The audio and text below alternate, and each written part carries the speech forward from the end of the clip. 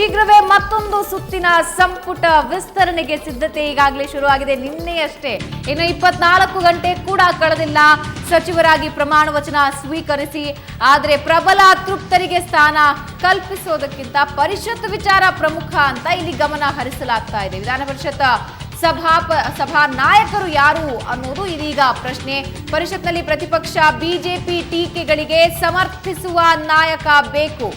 ಸಭಾ ನಾಯಕ ಹುದ್ದೆಗೆ ನೇಮಿಸುವುದಕ್ಕೆ ಅರ್ಹರಿಗೆ ಸಚಿವ ಸ್ಥಾನವನ್ನ ನೀಡಲಾಗುತ್ತೆ. ಅಂದ್ರೆ ಪರಿಷತ್ನಿಂದ ಒಂದು ಸ್ಥಾನ ಈಗ ಯಾರಿಗೆ ನೀಡಲಾಗುತ್ತೆ ಅನ್ನೋದು ಸದ್ಯದ ಕುತೂಹಲ. ಪರಿಷತ್ನಲ್ಲಿ ಸಭಾನಾಯಕ ಹುದ್ದೆಗಾಗಿ ಎಂಎಲ್ಸಿ ಒಬ್ಬರಿಗೆ ಮಂತ್ರಿಗಿರಿ ಕೊಡುವಂಥದ್ದು. ಅಂದ್ರೆ ಎಂಎಲ್ಸಿಗೆ ಈಗ ಪರಿಷತ್ ಸದಸ್ಯ ಆಗಿರೋದು ಜಯಮಾಲಾ ಏಕೈಕ ಸಚಿವೆ ಮಾತ್ರ. ಆದರೆ ಮೊದಲನೇ ಬಾರಿ ಆಕೆ ಸಚಿವೆ ಆಗಿರುವಂಥದ್ದು. ಹೀಗಾಗಿ ಒಬ್ಬ ಪ್ರಬಲವಾದಂತಹ ನಾಯಕನನ್ನ ಅಲ್ಲಿ ನಿಲ್ಲಿಸಬೇಕಾಗತ್ತೆ. ವಿಪಕ್ಷ ಬಿಜೆಪಿಯ ಟೀಕಾಸ್ತ್ರವನ್ನು ಎದುರಿಸುವಂಥದ್ದು ಜಯಮಾಲಾ ಅವರಿಗೆ ಕಷ್ಟವಾಗುತ್ತೆ. ಹೀಗಾಗಿ ಅಲ್ಲಿ ಮತ್ತೊಬ್ಬ ಎಂಎಲ್ಸಿಗೆ ನೀಡಲಿಕ್ಕೆ ಚಿಂತನೆ ನಡೆದಿದೆ ಸಚಿವ ಸ್ಥಾನವನ್ನ.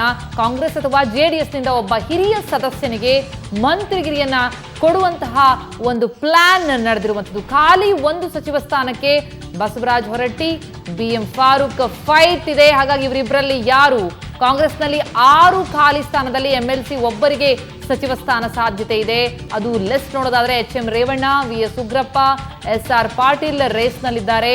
ಮೈತ್ರಿ ಪಕ್ಷಗಳು ಯಾರಾದರೂ ಒಬ್ಬರಿಗೆ ಸಚಿವ ಸ್ಥಾನವನ್ನ ಕೊಡುವಂತಹ ಸಾಧ್ಯತೆ ಇದೆ. ಸಭಾ ನಾಯಕನ ಸ್ಥಾನ ಬಹಳ ಪ್ರಮುಖವಾಗುತ್ತೆ. ಆ ಸ್ಥಾನವನ್ನ ತುಂಬಲಿಕ್ಕೆ ಸಮರ್ಥ ನಾಯಕನಿಗೆ ಮಾತ್ರ ಇಲ್ಲಿ ಸ್ಥಾನ ಪಕ್ಕ ಆಗುತ್ತೆ. ಆ ಸಮರ್ಥ ನಾಯಕ ಯಾರು ಅನ್ನೋದೇ ಈಗಿರೋ ಪ್ರಶ್ನೆ. ಆದ್ರೆ ಶೀಘ್ರದಲ್ಲೇ ಸಂಪುಟ ವಿಸ್ತರಣೆ ಮತ್ತೆ ಆಗುತ್ತೆ ಅನ್ನೋದು ಮಾತ್ರ ಇಲ್ಲಿ ಪಕ್ಕ ಆಗುತ್ತೆ.